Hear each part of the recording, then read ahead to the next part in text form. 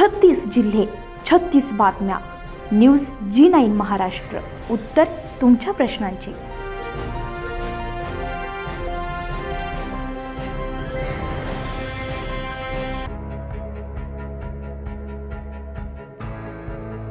जामनेर तालुक्यातील तोरनाळे गावामध्ये भारतीय प्रजासत्ताक दिन सोमवार दिनांक 26 जानेवारी रोजी मोठ्या उत्साहात आणि देशभक्तीच्या वातावरणात साजरा करण्यात आला आहे. भारताचे संविधान 26 नोव्हेंबर 1949 रोजी स्वीकारण्यात आले असून 26 जानेवारी 1950 पासून ते अंमलात आले. या ऐतिहासिक घटनेच्या स्मरणार्थ दरवर्षी 26 जानेवारी रोजी प्रजासत्ताक दिन साजरा केला जातोय. या निमित्तानं तोरनाळे गावामध्ये सकाळी प्रभात फेरी काढण्यात आली आहे.